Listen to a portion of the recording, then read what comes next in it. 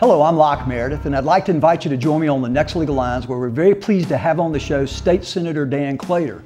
Dan's going to talk to us about the big issue in our state this year, and that is the lack of money that we have available. We have a $1.6 billion gap between the amount of revenues we've collected and the $25 billion budget that the governor's proposing.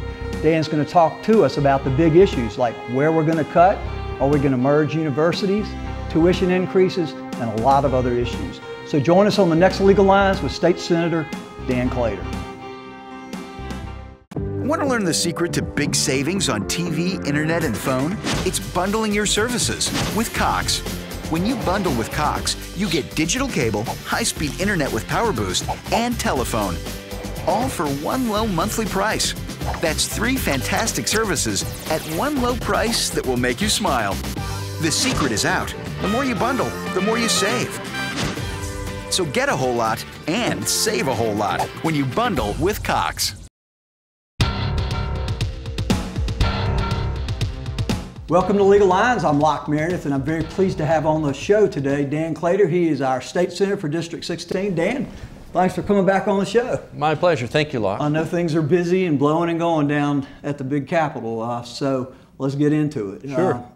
Big issue, I guess the biggest issue recently was redistricting. Explain that to the folks and why. Okay. Well, every 10 years when the census come out, we have to do redistricting, and we do Congress, and one set of rules apply to Congress, and then we have the Senate, the House, Bessie, Public Service Commission. Wow, I didn't realize that. So you got the federal guys who like you all of a sudden a whole lot. Yeah. And then you got at the state level. We do, and in that list I also left out the courts, and a different set of rules apply to the courts. Wow. But in Congress, basically, the difficulty this year is we were going from 7 congressmen to 6. Because we lost population in the state. Well, actually, we didn't lose population. We just didn't grow as quickly as the other states. Really? And so that's why you hear a lot of people getting very excited about who's counted and the manner in which they're counted. But the long and the short of it is we did not grow as quickly as some of the other states, and given that, we lost a congressman. And so in a way, losing a little power, I guess, right? Oh, absolutely. More voices is definitely better than fewer. And this is at the federal level we're talking about. Correct. And essentially, when you look in the Constitution, it basically says you divide the population up as nearly as to equal as possible. And so basically, we have 4.5 million people in Louisiana. You divide it by 6, and you're close to 750,000 people. Yeah. Right. And so the problem is that the population is not dispersed evenly throughout the state, and so you have people that go, why can't we be together with those guys, and why are you cutting us up this way, and things of that sort. Well, if it was an evenly dispersed population like a pie and we could just do it, that would be great. But the problem is people have left the rural areas and moved to the urban areas, and the urban areas are located not close to one another, and so you try to divide that up, and it's really difficult. On top of that, you have a layer of the Federal Civil Rights Voting Act, and then you have to deal with that as well. But basically, what you walk away from the Voting Rights Act is if you have a minority district, majority-minority district, that you can't all of a sudden decide I'm getting rid of that. And so that's a protected status. And so Cedric Richmond of the New Orleans area was the minority-majority candidate. And so you had to draw a district that he or some other African-American could win in. And the population in New Orleans was gone. And so they have a district now that comes up the river and captures a bunch of East Baton Rouge Parish population that he represents. And then you carve up the rest of the state, and there's no good term to do it, and it's an ugly process. But at the end of the day, in my head going, how does that happen? You must hear from just literally thousands of people. Well, and we also went on the road to hear from people. We went to 9 different parts of the state to get public input. But still, at the end of the day, they're angry people and others that are unhappy with it, and there's winners and losers in the way that works. And so the big discussion was whether or not the North Louisiana component would have a horizontal look to it or a vertical look to it. Why was that a relevant issue? The people in Ouachita, Monroe, and those areas said that they wanted to be included with people from Shreveport. Well, traditionally they hadn't been, but you could draw the lines that way. And so at the end of the day, the way it was important was if you had horizontal districts in the northern part of the state, they had a propensity or a tendency or whatever word you want to use to be able to elect Democratic candidates. If it was vertical, it was going to be more Republican in nature. And the bottom line is the Senate and House in Louisiana is now Republican controlled. It is. That's the majority. And at the end of the day, that's what you ended up with as far as what was passed. And I believe Eric Ponte's been on your show before, and he was very instrumental in getting that bill passed along with Neil Reiser from the northern part of the state. But during the process, and one of the things that we heard about was it didn't look like we were going to be able to get a plan out. And so one of the amendments that I brought was to say, all right, it doesn't look like we're going to be able to get a plan out. Other states, not all of them, but many use commissions to do this instead of the legislature doing it.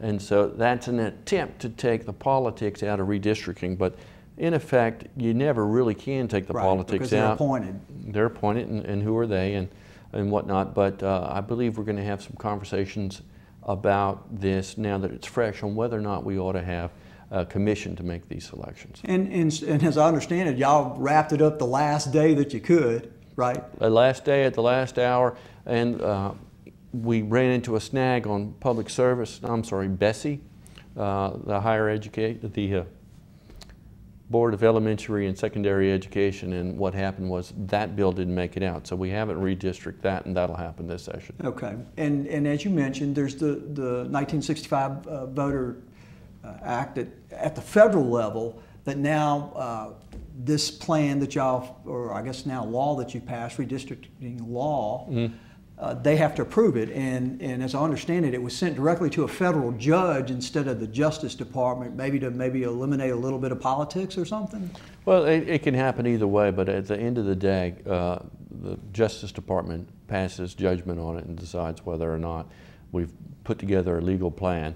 And then if we haven't, we get a window where we can try to take another shot at it. I personally believe that we've passed legal plans across the board and that there was effort made to do that. And they have, what, 2 months to review it and supposed to respond one way or the other? Essentially. And then we'll find out. And then if they okay it, we're done, except for Bessie. If they don't okay it, negotiations take place? We see if we can get it right, and if we can't get it right, they take it from us and they produce a plan. So there's a window on that. So on Congress, there's one set of rules essentially that comes from the Constitution. On the state level players, you don't have to redistrict down to the person and try to make it as equal as possible. They give a safe harbor, basically of 5% plus or minus. And so district seats for Senate should be about 116, and for House members about 43,000. Wow, a lot of work done. On the court, which didn't happen this go round, a lot of people say, well, the court should be redistricted as well based on population, but courts aren't a representative office in that you don't want a judge making a decision based on who he represents. You want him making a decision on the law. Sure. And so we haven't gone down that road. There are some bills filed currently dealing with redistricting of the courts, but what is the criteria for that? Well, that's an interesting concept. It is an interesting concept. Population does play a part, but as you and I know, justice delayed is justice denied, and so it's really more, in my opinion, a function of how big is their docket, and if you're moving the docket, and if they have enough people and the population is being served, great. If the population isn't being served, well, maybe we need to redistrict it and put it in a different... And so we're dealing at the district level, the appellate court level, and the Supreme Court level for redistricting. Correct. Very interesting. So the courts, the legislature, the Congress. And the only two left to do are Bessie and the courts. Right. And I don't know that the courts will necessarily happen this go-round, and that last go-round it wasn't done either. All right, well, we'll tackle this on the next segment. It's Locke, Meredith with Legal Lines and State Senator Dan Claitor. We'll be right back. Everybody loves On Demand from Cox. Well, did you know the love's about to grow? Soon, your on-demand menu will have a whole new look, making it easier than ever to find your favorite shows, access hundreds of movies, and thousands of free programming choices, even HD. Just like that, so you can watch what you want to watch, when you want to watch it. It just keeps growing better every day. See what's coming on demand and get more out of what you're into with Cox Digital Cable.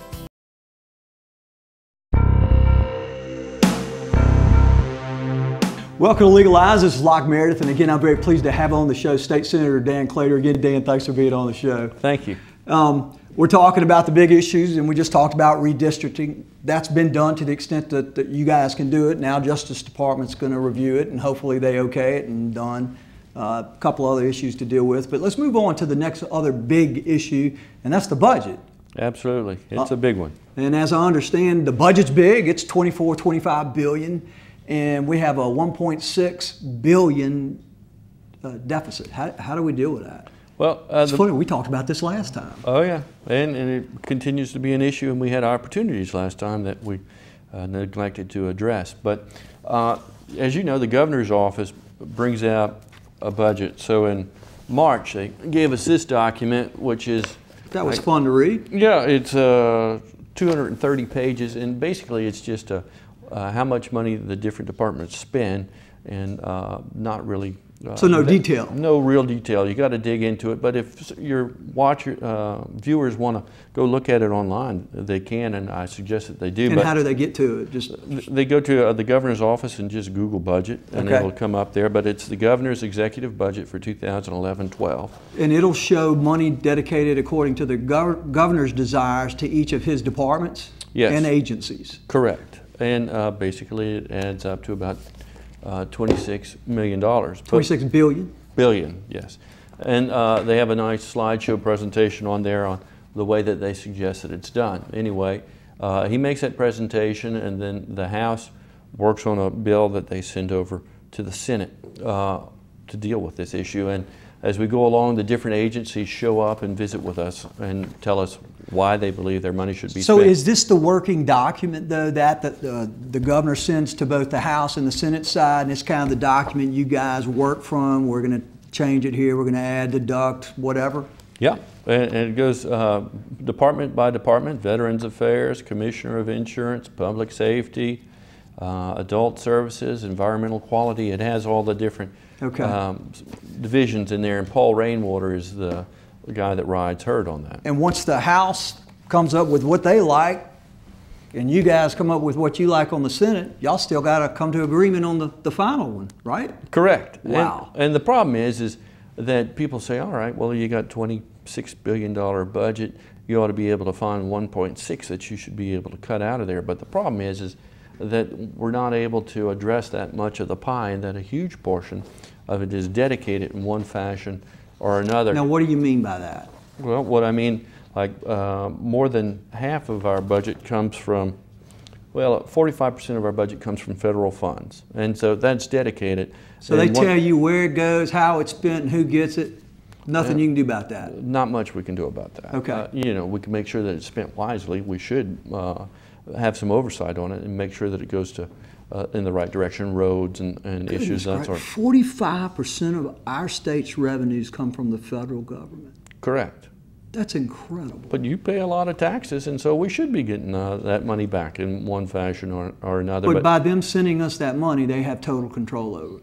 Pretty much. Wow. Okay. We can deflect it in one way or another, but if it's for roads, it better go to roads. Right. And if it's for health care, it ought to go to health care. And so it's the job of our federal representatives, the federal senators and the federal congressmen, to make sure we're getting our fair share. A bunch of money from the federal government. Our fair share, and it's our job of our governor and the legislators to work on making sure that we maximize our leverage on the money that we're entitled to. An example that we're seeing is that we have a new head of the hospitals department, and they are finding opportunities for federal money to be infused into the healthcare side of things that we had ignored for one reason or another beforehand. I don't know why, but basically they do a match where you spend so much, well, they'll spend so much. Right. And so they're looking at how to best leverage the match. And there's nothing improper or right. illegal well, you with want to that. get We what want you to can get from them. Correct, and you want to spend it wisely. You don't want to waste it. And so the problem is when you whittle it all down, what is the part, for lack of a better word, that the state can play with? And the only part that we can essentially play with is about $2.6 billion. And so when 2.6 is the part you can play with, and you got 1.6 that you got to cut, then you hear that's a serious problem. You hear a lot of hollering. And so in the particular case of what we have going on now is, what do you cut and where does that fall? And there's a limited number of places that it falls. And inevitably, everybody has heard this over and over again. It happens in healthcare and higher ed. And higher education. Correct. And so it's a huge problem. In this particular budget that we have, it's based on a fair amount of contingencies. And these contingencies, if they don't come to pass, will create holes in the budget. One of the contingencies that we're hearing about in the news quite a bit is this idea that, well, we're going to sell a couple of prisons to finance the budget with one-time money.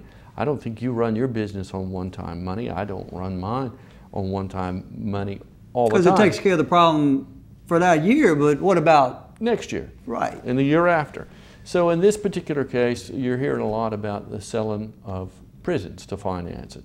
And also 3, I heard. Is that right? Yeah, and the interesting thing about it is the more I looked at the numbers, one of the prisons they were talking about was a prison that I want to say had 580 beds. And they were talking about pushing 280 of the prisoners out into the local population as far as the sheriffs do a good job of housing prisoners. They don't do that great a job of educating them and, right. and having they other house things, them, but and they house that's them. all they care about. And some of them have very good return to work programs and work release programs, but pushing 280 prisoners into the local programs, and then the bid would be on 300 bed prison. Anyway, the more I looked at that, I was left with the impression that, heck, rather than sell it, we should just go ahead and close that one and push them all out to them and save some money there. I mean, I'm serious about that. It sounds funny, but when they... I mean, if the capacity exists elsewhere and they're not cheaper, at complete capacity, then why aren't we doing that? Well, it seems like we ought to. And so that's one of the things I'm looking at. On the other two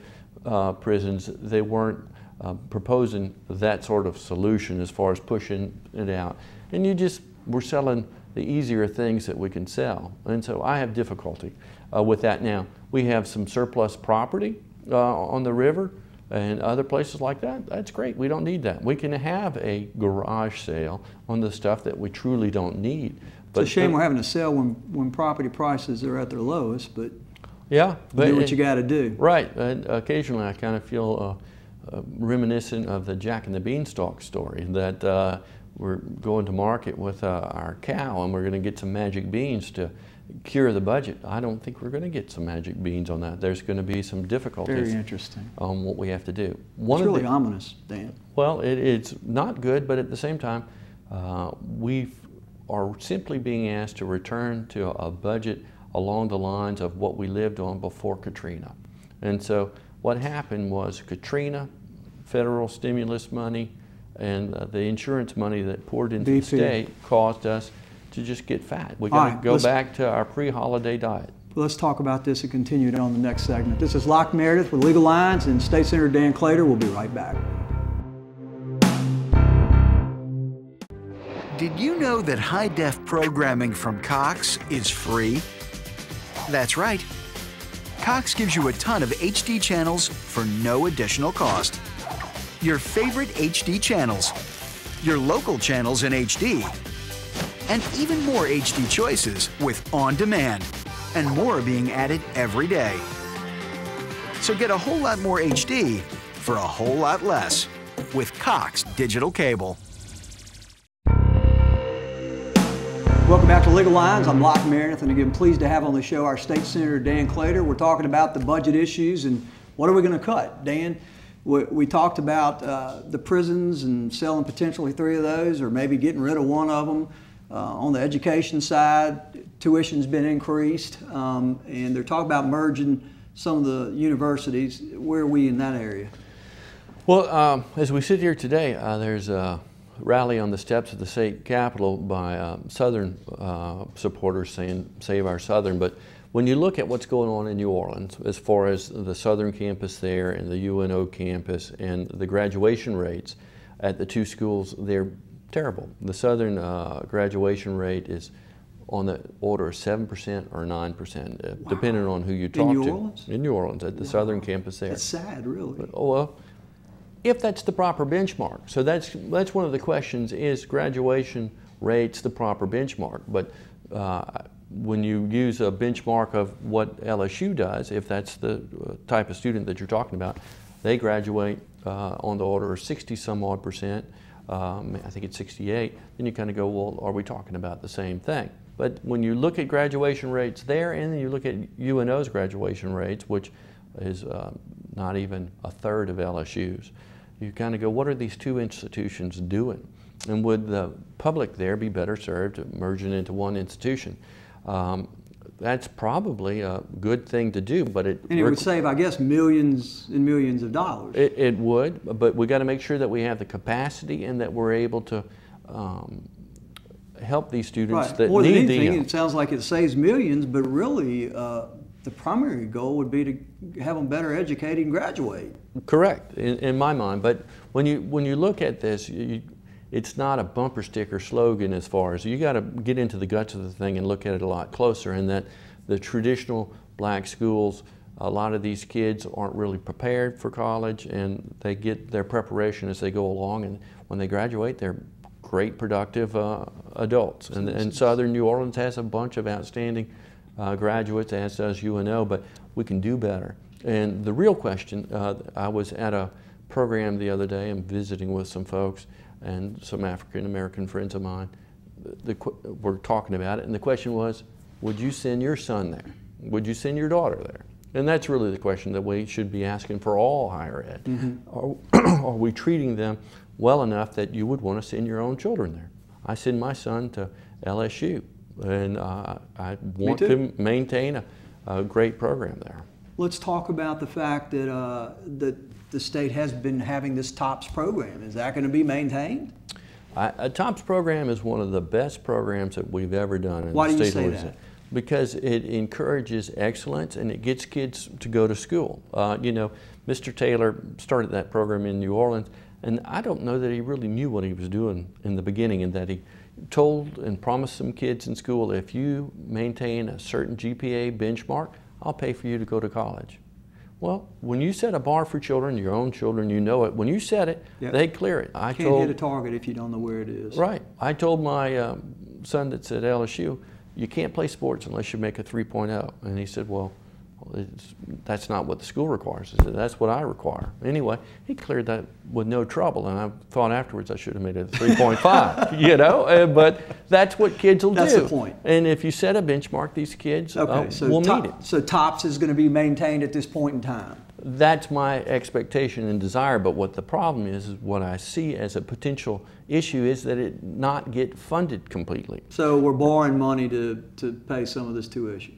No, we won't be borrowing it. We won't be funding it completely. And so what that'll mean is some kids may get cut out. And the way that it works is they'll go to your ACT scores, basically, and the higher ACT scores will be the kids that get funded. If it's not funded completely, the ACT will be essentially... So that's already in the legislation that provides for the program? Well, William Daniel actually put that in there a long time ago, saying, what if we don't ever fully fund it?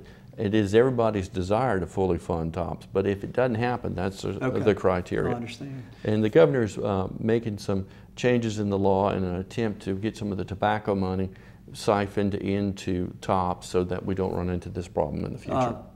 Let's talk about some of the bills that you've put forth here to deal with issues that you think are pretty important. First of all, let's talk about the boundary issue. Really interesting. Yeah, and I appreciate the opportunity to talk about that. But when you look at Louisiana and the other Gulf Coast states, you see that Texas and Florida have 9-mile maritime limits out to the Gulf. 9 miles. 9 miles. So yeah. they say 9 miles out from the edge of my border land here, belongs to Texas, and we have sovereignty and dominion over it. Sounds like Texas. Yeah, and same with Florida. But when you come to Louisiana, Mississippi, and Alabama, we only have 3 miles.